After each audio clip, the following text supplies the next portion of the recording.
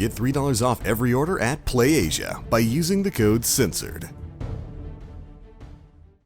Monolith Soft CEO recently chatted to Kotaku about both Xenoblade Chronicle X's as well as the upcoming Xenoblade Chronicle 2's Western localization. Chronicles X had various changes made to it overseas, and the words have given lots of insight into this and have also given lots of other info about the localization process, including details on Xenoblade Chronicles 2. To quote, "In terms of Xenoblade Chronicles X, there's been a few different changes that were made to the game, but my personality is such that I'm not a stickler for products that I've already made, so I don't really mind what the final product turns out to be in that sense. I really don't mind much at all, actually. As a developer, I do feel like it would be ideal to be able to adjust the content so that it's culturally acceptable, whether it's in the US or in the EU. For example, there was a discussion about the breast slider. Jokingly, I said, well, wouldn't it help if we had a crotch slider for the male?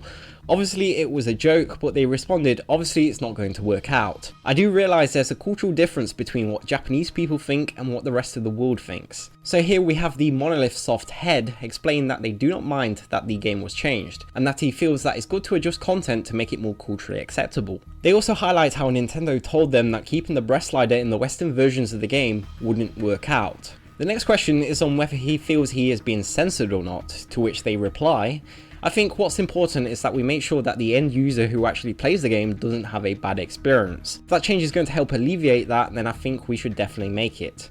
Following this, we have the new information that it will be Nintendo of Europe localizing Xenoblade 2, like the original. Additionally, next we have a Nintendo director who works for Nintendo's Japanese division, NCL, talk about all of the different departments cooperating with localization. When we have costumes or clothes that we have a little concern with, we share it with Nintendo of Europe and Nintendo of America, and they'll say, no, that's fine, or you're right, that's an issue. If it's an issue, we'll go back and say, we've adjusted it this way, what do you think? There's a lot of back and forth in that sense. Rather than compromise, it's like we're all aiming for the same goal, of being able to provide a good experience for everybody in all regions, and we're aiming to have a game that has very little difference between the regions. Next up, we even have Reggie themselves comment on this situation. The creators are always involved in anything that happens in the localization process. In terms of what gets localized, there's a simple collection of words that we use to define how we think about this. It's cultural relevance and understanding of the ratings and ratings implications. As an example, that a character's age might be changed to avoid an M rating.